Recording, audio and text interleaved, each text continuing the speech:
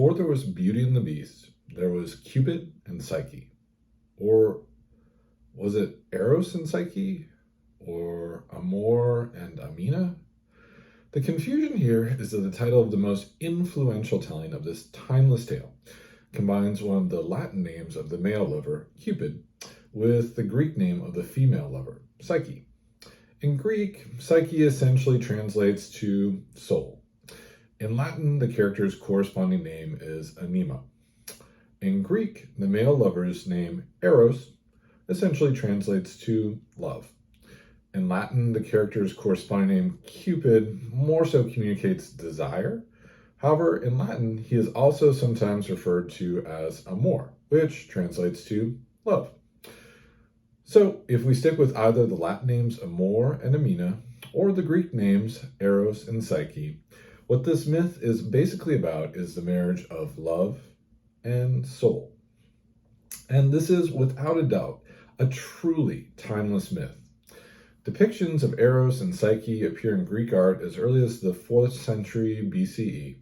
However, the most influential telling of it is in the Latin novel known as either Metamorphoses or The Golden Ass, written by the Numidian author Lucius Apuleius in the 2nd century CE.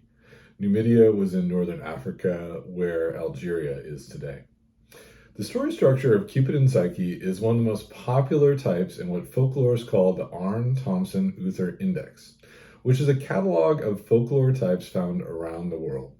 Specifically, this is one of the earliest examples of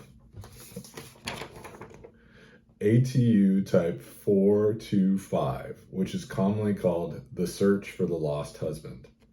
Even more exactly, Cupid and Psyche is an example of ATU Subtype 425b, commonly called the son of the witch or the witch's tasks. True, in Cupid and Psyche, Cupid is actually the son of a goddess, Venus, but her divine powers seem magical, and she certainly sets tasks for Psyche to perform if she wants to be able to reunite with her lost husband. Because the telling of the tale of Cupid and Psyche in Apuleius' Metamorphoses is long, we will instead be reading the shorter version of it in Thomas Bulfinch's 19th century book, The Age of Fable. However, the number of tasks that Psyche must perform in these two tellings is different.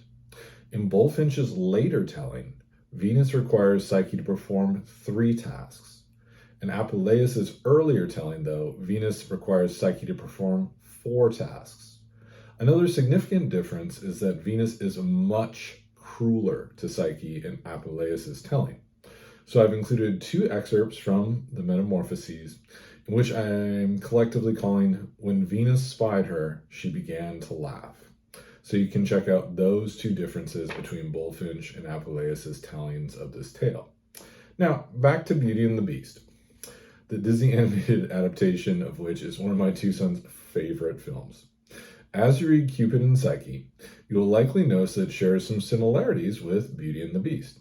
That's because both are variations on ATU Type 425, the search for the lost husband.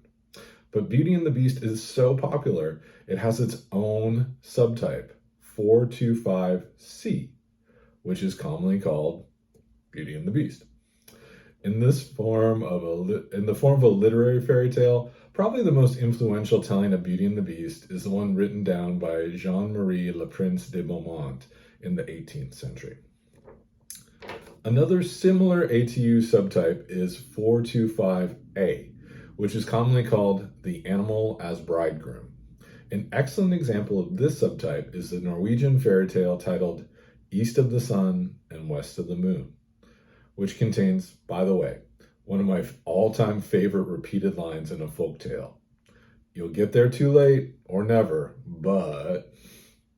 An excellent telling of East of the Sun and West of the Moon is one written down by Peter Christian Asbjørnsen and Jørgen Moe in the 19th century. Since Bulfinch's version of the myth of Cupid and Psyche is relatively short, for this module you'll also be reading either de Beaumont's telling of Beauty and the Beast, or Asbjørnsen's and Moe's telling of East of the Sun and West of the Moon. That way, you'll develop a deeper understanding of the type of tale commonly called the search for the lost husband. But whatever they're called, Rest assured, these are truly timeless tales.